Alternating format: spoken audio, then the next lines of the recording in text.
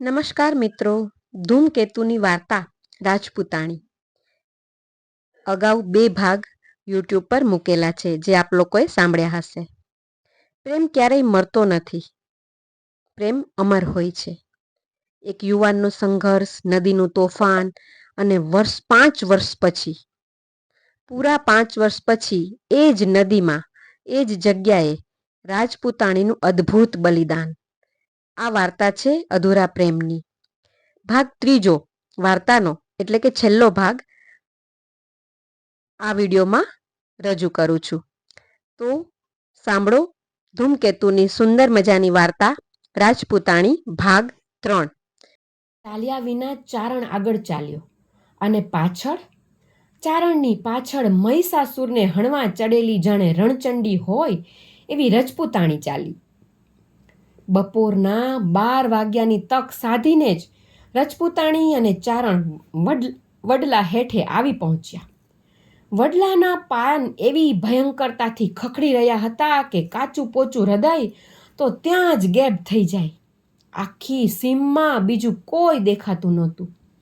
વડલા નીચે કોઈ પણ મુસાફર નહોતો અને એવી ભયાનક એકલતામાં ચારણ ને રજપૂતાણી 2 જણા ઊભા રહ્યા.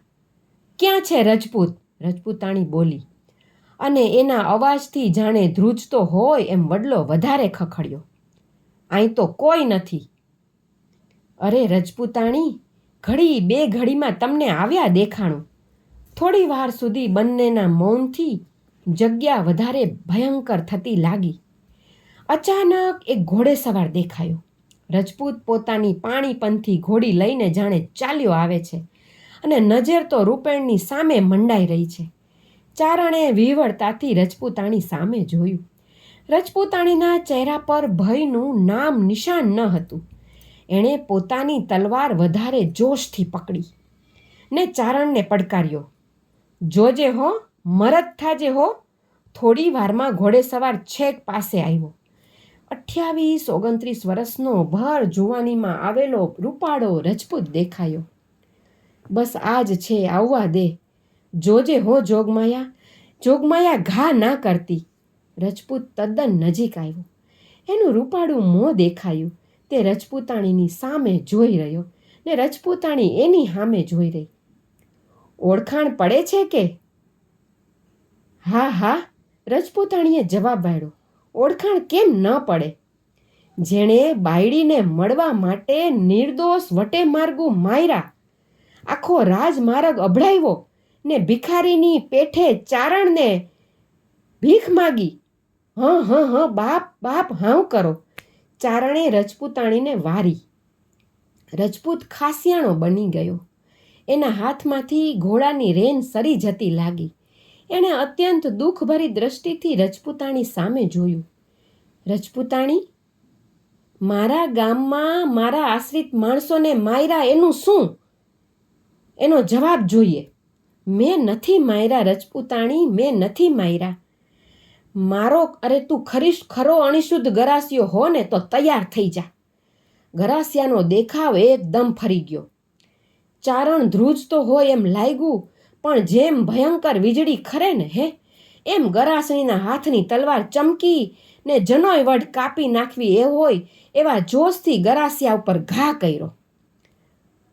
માયરો બાપ, ભારે કરી તે ભારે કરી. ચારણ વચ્ચે કૂદ્યો, પણ ગરાસિયો ત્યાં હતો નહીં અને રજપૂતાણી તલવારનો જોશ ભર્યો ઘા ખાલી જવાથી ગોઠણભેર નીચે નમી ગઈ. તલવારના ઘાથી ઉડેલ થોડીક ધૂળ જ માત્ર દેખાણી. ભારે થઈ બાપ, ભારે થઈ. અરે માં જગદંબા, આ હું કર્યું? વાંધો નહીં દેવી પુત્ર, તે તારું વેણ પાડ્યું છે.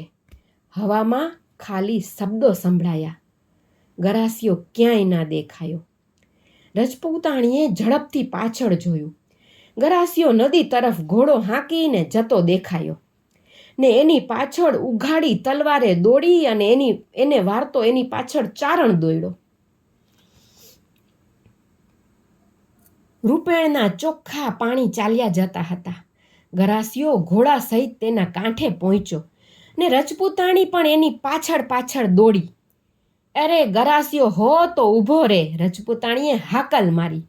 એ સાંભળીને ગરાસિયો સ્થિર થઈ ગયો. રજપૂતાણી છેક એની પાસે પહોંચી.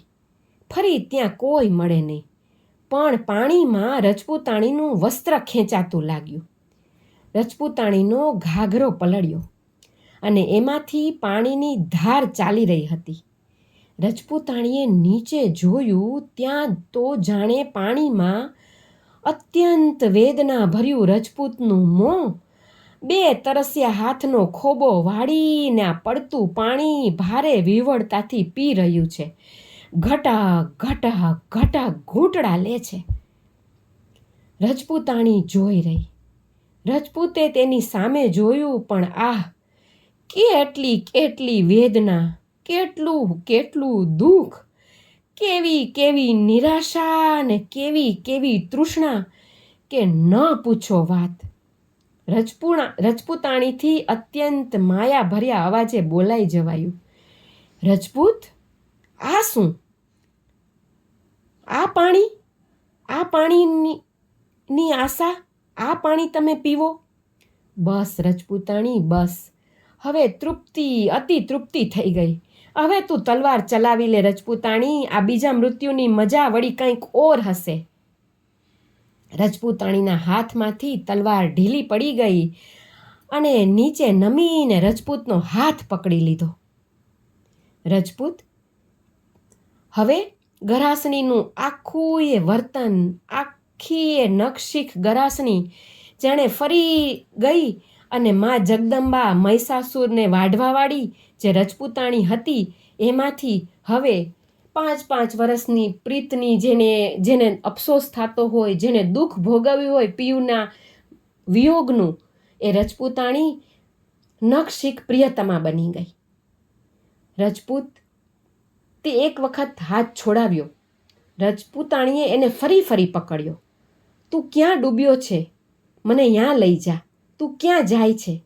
રજપૂતે રૂપેણમાં લાંબે નજર કરીને એક ઠેકાણે પાણી ઊંડું હતું ને ત્યાં દ્રષ્ટિ કરી. ત્યાં એની દ્રષ્ટિ સ્થિર થઈ ગઈ. હવે તને નહીં જવા દઉં. રજપૂતાણીએ તલવારને નદીના પાણીમાં દૂર ફેંકી દીધી ને રજપૂતનો બીજો હાથ પણ પકડી લીધો. પણ રજપૂતાણીના હાથમાં માત્ર પાણીના પરપોટા રહ્યા. રજપૂતનું મોં નદીના તરંગ પર થોડે દૂર દેખાયું. રજપૂતાણી વળી નદીમાં આગળ વધી. હાથની નિશાનીથી રજપૂતાણીને આગળ વધવા ઉત્તેજતો રજપૂત વળી વધારે દૂર દેખાયો. રજપૂતાણી વળી આગળ વધી. રજપૂત હજી દૂર દેખાયો. ચારણે કાંઠા પરથી બૂમ પાડી, ગરાસણી, પાછા વળો, હવે પાણી ઊંડું છે, એ તો ઉડી ગયો બાપ, પાછા વળો. અરે જગદંબા, મારી વાત માનો, હવે પાછા વળો. મોં મલકાવીને રજપૂતાણી એ જ મીઠાશથી બોલી, જા જા દેવી પુત્ર, તું પાછો જા. એ હવે ઘરે સુખેથી જા. મારે તો આ દુઃખી ગરાસિયાનું ઘર ફરીથી વસાવવું છે. આજે ફરીથી મારે ચોરી ફેરા આ ગરાસિયા હારે ફરવા છે ને મારે ફરીથી એની હારે મારી પાછલી જિંદગી કાઢવી છે. દેવી પુત્ર, હવે તું ઘરે જા. ચારણ ફાટી આંખે રજપૂતાણીની પ્રીતને અને ગરાસિયાના વિરહની વેદનાને બંનેને જોઈ રહ્યો. ધૂમકેતુની આ વાર્તા રજપૂતાણી ખરેખર આપણા રૂવાડા ઊભા કરી દે અને એક સેકન્ડે એક વખત વાર્તા વાંચીએ કે સાંભળીએ ત્યારે ફરીને એવું લાગે કે જાણે આપણી નજરની સમક્ષ આખું એ દ્રશ્ય ભજવાઈ રહ્યું છે અને એ ગરાસિયા અને ગરાસણી જે પતિ પત્ની છે એનો પ્રેમ, એનો વિરહ અને એનું પુનર્મિલન અને એ પ્રેમની પરાકાષ્ઠા ધૂમકેતુએ ખૂબ સરસ રીતે વર્ણવી છે. મને આ વાર્તા ખૂબ ગમી એટલે આપ સૌની સાથે અહીંયા શેર કરી. વાચિકમ ગુજરાતી ચેનલ પર આવી વાર્તાઓ અવારનવાર મૂકતી રહું છું. આપ પણ સાંભળો, સબસ્ક્રાઈબ કરો અને આપના મિત્ર વર્તુળમાં, સગા સંબંધીઓમાં અને જે લોકોને ગુજરાતી સાહિત્યની વાર્તાઓ સાંભળવામાં રસ છે એ લોકોને શેર કરો. આભાર.